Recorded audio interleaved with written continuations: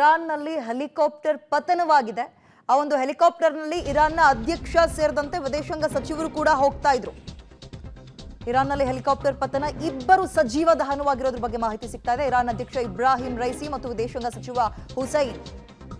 Iran ವಾಯುವ್ಯ ಪರ್ವತ ಪ್ರದೇಶದ ಜೋಲ್ಫಾದಲ್ಲಿ ದುರಂತ ಸಂಭವಿಸಿದೆ. ಸ್ಥಳದಲ್ಲಿ ರಕ್ಷಣಾ ಕಾರ್ಯಾಚರಣೆ ಮುಂದುವರೆದಿದೆ.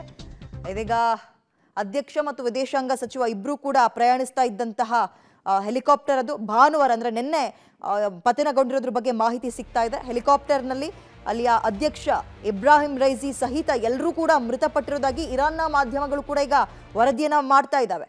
ಈ ದುರ್ಘಟನೆಯಲ್ಲಿ ವಿದೇಶಾಂಗ ಸಚಿವರಾಗಿರೋ ಹುಸೇನ್ ಅಮೀರ್ ಅಬ್ದುಲ್ಲಾಹಿಯಾನ್ ಹಾಗೆ ಇನ್ನೂ ಹಲವರ ಹೆಸರುಗಳು ಕೇಳಿ ಬರ್ತಾ ಇದೆ.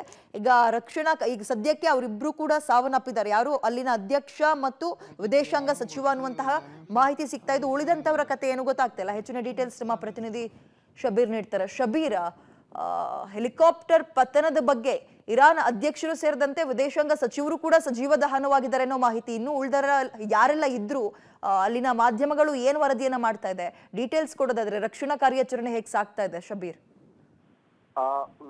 ವಾಯುವ್ಯ ಪರ್ವತಗಳಲ್ಲಿ ಈ ಒಂದು ಹೆಲಿಕಾಪ್ಟರ್ ಪತನ ಆಗಿರುವಂತದ್ದು. ಸದ್ಯಕ್ಕೆ ರಕ್ಷಣಾ ತಂಡಗಳು ಸ್ಥಳಕ್ಕೆ ಧಾವಿಸಿ ಪರಿಶೀಲನೆಯನ್ನ ಕೂಡ ಮಾಡ್ತಿದ್ದಾವೆ. ಈಗ ಸಿಕ್ತಿರುವಂತ ಮಾಹಿತಿಗಳ ಪ್ರಕಾರ ಈ ಒಂದು ಹೆಲಿಕಾಪ್ಟರ್ ನಲ್ಲಿ ಯಾರು ಕೂಡ ಜೀವಂತವಾಗಿ ಉಳಿದಿಲ್ಲ ಅನ್ನುವಂತ ಮಾಹಿತಿಗಳು ಕೂಡ ಬರ್ತಾ ಇರುವಂತದ್ದು. ಮುಖ್ಯವಾಗಿ ಇರಾನ್ನ ಅಧ್ಯಕ್ಷರು ಇಬ್ರಾಹಿಂ ರೈಸಿ ಮತ್ತೆ ವಿದೇಶಾಂಗ ಸಚಿವ ಹುಸೇನ್ ಅವರು ಕೂಡ ಈ ಒಂದು ಹೆಲಿಕಾಪ್ಟರ್ ನಲ್ಲಿ ಪ್ರಯಾಣ ಮಾಡ್ತಿದ್ರು. ಇವ್ರ ಜೊತೆಗೆ ಕೆಲವೊಂದಿಷ್ಟು ಪ್ರಮುಖ ವ್ಯಕ್ತಿಗಳು ಕೂಡ ಪ್ರಯಾಣವನ್ನ ಮಾಡ್ತಿದ್ರು ಅನ್ನುವಂತ ಮಾಹಿತಿಗಳು ಬರ್ತಾ ಇರುವಂತದ್ದು.